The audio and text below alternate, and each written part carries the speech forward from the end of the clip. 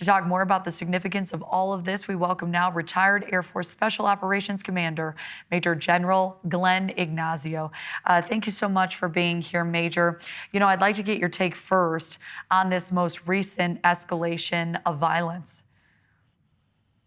Yeah, it has increased significantly. And I think one of the dangerous parts is that with Hezbollah launching that many rockets much further into Israel, the possibility of more Israelis being hurt or killed really pushes the IDF and Israel as a whole further and further to the precipice of going to full-scale war with Hezbollah.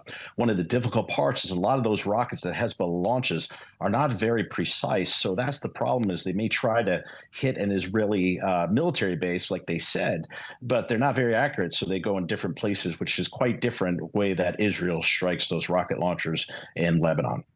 As you know, U.S. officials have been working for more than 10 months now on a permanent ceasefire agreement between Israel and Hamas.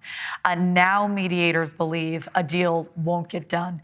What does this mean for the conflict overall, in your view, as well as for the families of those hostages? It's very difficult. I mean, now you have really these major fronts that have opened up. You still have Houthis launching missiles that have struck Israel. The north, you have Lebanon with Hezbollah, and of course, everything that's still going on Hamas. Now, mind you that some of the attacks, or I would say some of the warfare that's going on in Gaza, may be throttling back a little bit as they've taken so many of the Hamas militants out.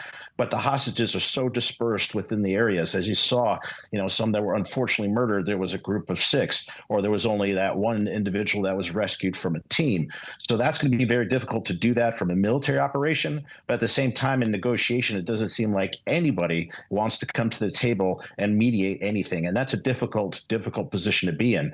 And of course, the U.S., we are in election season, and so things really get different on the political state. So I don't know how much we're going to be very involved or even influential on that.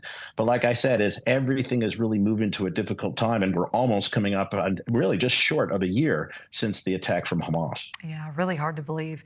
We hear about these forces infiltrating pagers and walkie-talkies with explosives. We had a former guest on a little bit earlier that mentioned this has the earmarks of what you could call an inside job. Do you agree, people with significance behind some of these attacks?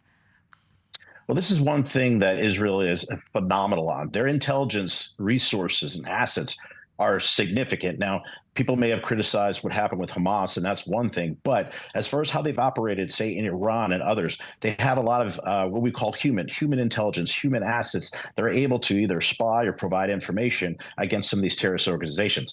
For this particular attack to be carried out, you had to have incredible amount of that actionable intelligence of who the militants were to be able to strike them at specific times, and even with the walkie-talkies.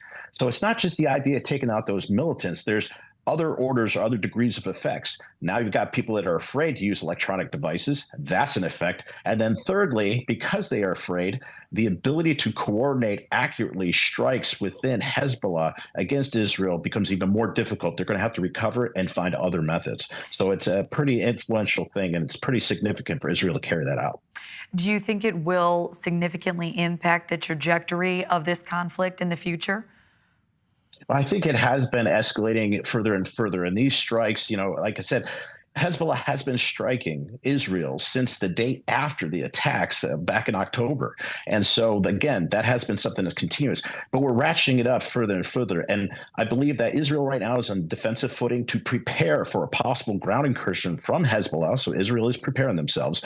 But like I said, with those strikes going further into Israel, the more Israelis that are killed and civilians that are impacted, that's one of those things I feel is really going to push Israel over the edge and put a possible big conflict between Hezbollah and Israel. And that does not benefit anybody, but that is how close we are right now. Israel is fighting this multi-front war, all while Iran is vowing revenge in the background.